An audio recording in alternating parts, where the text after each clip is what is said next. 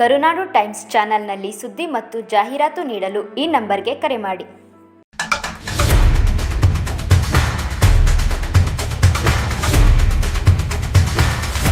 ಈ ದೇಶದ ಸಂವಿಧಾನದ ಅಡಿಯಲ್ಲಿ ನೀವೆಲ್ಲ ಇವತ್ತು ಎಲ್ಲ ರೀತಿಯ ಒಂದು ಹಕ್ಕು ಬಾಧ್ಯತೆಗಳನ್ನು ಪಡ್ಕೊಂಡು ಬದುಕ್ತಾ ಇದ್ದೀವಿ. ಏನು ಇವತ್ತು ರಾಜ್ಯದಲ್ಲಿ ಪ್ರಸ್ತುತ ವಿದ್ಯಮಾನ CM ಕುರ್ಚಿ ವಿಚಾರದಲ್ಲಿ ಕಗ್ಗಂಟಾಗಿ ಪರಿಣಮಿಸಿದೆ.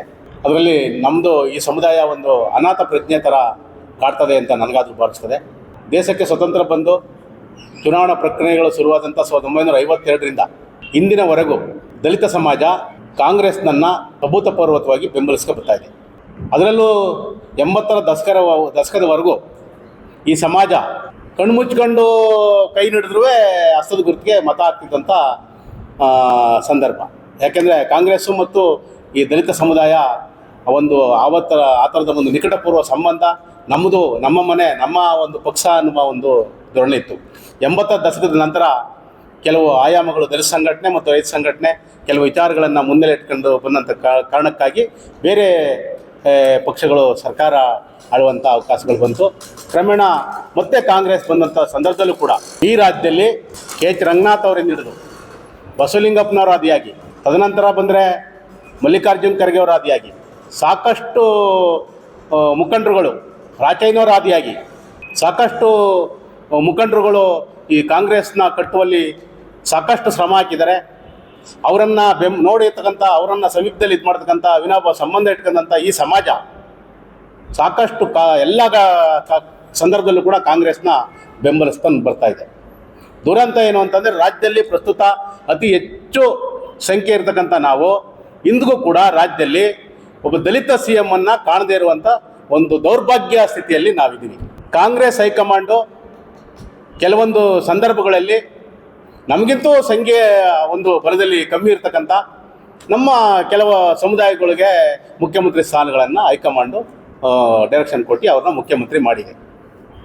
ಇವತ್ತಿನ ಸಂದರ್ಭ ಕಾಂಗ್ರೆಸ್ಸು ಕೆಲವೊಂದು ಕಡೆ ಕಾನ್ಸ್ಟಿಟ್ಯೂಷನ್ ಅಂದರೆ ನಾವು, ಸಾಮಾಜಿಕ ನ್ಯಾಯ ಅಂದರೆ ನಾವು ಅಂದರೆ ಸಂವಿಧಾನ ಅಂದರೆ ನಾವು ಅನ್ನುವ ಒಂದು ಘೋಷಣೆಯನ್ನು ಸಭಾ ಸಮಾರಂಭಗಳಲ್ಲಿ ಚುನಾವಣಾ ಪೂರ್ವಗಳಲ್ಲಿ ಮಾತಾಡ್ತದೆ.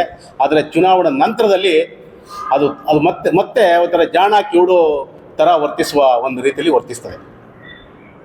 ಯಾಕೆಂದರೆ ರಾಜ್ಯದಲ್ಲಿ ಇವತ್ತಿನವರೆಗೂ ಈ ಸಮಾಜದಿಂದ ಮುಖ್ಯಮಂತ್ರಿ ಆಗದೇ ಇರೋದು ಈ ಸಮಾಜ ಭಾರಿ ಆಶಾಭಾವನೆಗೆ ನಿರೀಕ್ಷೆ ಇಟ್ಕೊಂಡು ಬರ್ತದೆ. ಇವತ್ತಾಗ್ತದೆ ನಾಳೆ ಆಗ್ತದೆ ಅಂತ ಇದುವರೆಗೂ ಅಂಥ ಆಶಾಭಾವನೆ ಎಲ್ಲ ಒಂದು ಕಾಣ್ತಾ ಇಲ್ಲ.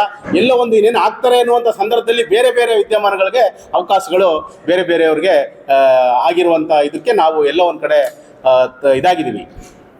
ಆ ಕಾರಣಕ್ಕೆ ಕಾಂಗ್ರೆಸ್ಸು ಈ ಸಮಾಜದ ಮೇಲೆ ಕನಿಷ್ಠ ಗೌರವ ಇಟ್ಟಿದ್ರೆ, ಕನಿಷ್ಠ ಪ್ರೀತಿ ಇಟ್ಟಿದ್ರೆ, ಇವತ್ತು ದೇಶದಲ್ಲಿ ಕಾಂಗ್ರೆಸ್ಸು ಉಳಿದಿದ್ರೆ, ಕರ್ನಾಟಕ ರಾಜ್ಯದಲ್ಲಿ ಕಾಂಗ್ರೆಸ್ ಸರ್ಕಾರ ಇವತ್ತೇನಾದರೂ ಅಸ್ತಿತ್ವಕ್ಕೆ ಬಂದಿದ್ರೆ, ಇವತ್ತು ದೇಶದಲ್ಲಿ ಕಾಂಗ್ರೆಸ್ ಉಸಿರಾಡ್ತಾ ಇದ್ರೆ, ಅದು ಸ್ಪಷ್ಟವಾಗಿ ದಲಿತರ ಬೆಂಬಲದಿಂದ ಅಂತ ನಾನಾದರೂ ಕೂಡ ಘಂಟಾಘೋಷವಾಗಿ ನಿಮ್ಮಗಳ ಮುಖಾಂತರ ಕಾಂಗ್ರೆಸ್ಗೆ ತಿಳಿಸುವಂಥ ಪ್ರಯತ್ನ ಮಾಡ್ತೀನಿ.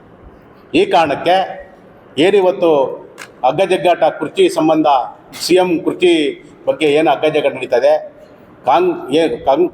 ಕಾಂಗ್ರೆಸ್ನ ಹೈಕಮಾಂಡು ಈ ಸಮಾಜಕ್ಕೆ ಒಂದು ಅವಕಾಶ ಮಾಡಿಕೊಡ್ಬೇಕು. ಸಿದ್ದರಾಮಯ್ಯವರು ಮುಖ್ಯಮಂತ್ರಿ ಆಗಿದ್ದಾರೆ. ಈಗ ಏನಾದ್ರು ಅಪ್ಪಿತಪ್ಪಿ ಎರಡನೇ ಅವಧಿಯಲ್ಲಿ ಮುಖ್ಯಮಂತ್ರಿ ಆಗ್ತಾಯಿದ್ರೆ, ಬಜೆಟ್ ಆದಮೇಲೆ ಅವ್ರು ಇಳಿಯುವಂಥ ಪ್ರಕ್ರಿಯೆಗಳು ಮಾತಾಡ್ತಾ ಹೋದ್ದು ಮಾಧ್ಯಮದ ಮುಖಾಂತರ ಮತ್ತು ಅಲ್ಲಿ ಮಾತುಗಳು ಮತ್ತು ಕಾಂಗ್ರೆಸ್ ವಲಯದಲ್ಲಿ ಕೇಳಿ ಬರ್ತಾ ಇದೆ. ಅಂಥ ಸಂದರ್ಭ ಬಂದರೆ, ಅಕಸ್ಮಾತ್ ಬರದೇ ಹೋದರೂ ಕೂಡ ಮುಂದಿನ ಅವಧಿಗೆ ಬಜೆಟ್ ನಂತರ ಈ ಸಮಾಜದಿಂದ ಒಬ್ಬ ಮುಖ್ಯಮಂತ್ರಿಯವ್ರನ್ನ ಮಾಡಬೇಕು. ಆಗ ನೀವು ಈ ಸಮಾಜ ಮೇಲೆ ಇರ್ತಕ್ಕಂಥ ನಿಮ್ಮ ಒಂದು ಪ್ರೀತಿನ ಈ ಸಮಾಜಕ್ಕೆ ಮುಖ್ಯಮಂತ್ರಿ ಕೊಡುವುದ್ರ ಮುಖಾಂತರ ಈ ಸಮಾಜದ ಒಂದು ಮೇಲಿರ್ತಕ್ಕಂಥ ಒಂದು ಪ್ರೀತಿನ ನೀವು ವ್ಯಕ್ತಪಡಿಸ್ಬೇಕು. ಹಾಗಾಗಿ ನೀವು ಮುಂದಿನ ದಿನಗಳಲ್ಲಿ ಈ ಕಾಂಗ್ರೆಸ್ನ ಮತದಾರರ ಹತ್ರ ನೀವೇನೋ ಬರಬೇಕಾದ್ರೆ, ನೀವು ಯಾವುದೇ ಕಾರಣಕ್ಕೂ ನೀವು ಮುಖ ಎತ್ಕೊಂಡು ಈ ಸಮಾಜ ಮುಂದೆ ಬರಬೇಕಾದ್ರೆ ನೀವು ಈ ಸಾರಿ ದಲಿತ CMನ ಮಾಡಿಯೇ ಬರಬೇಕಾಗ್ತದೆ.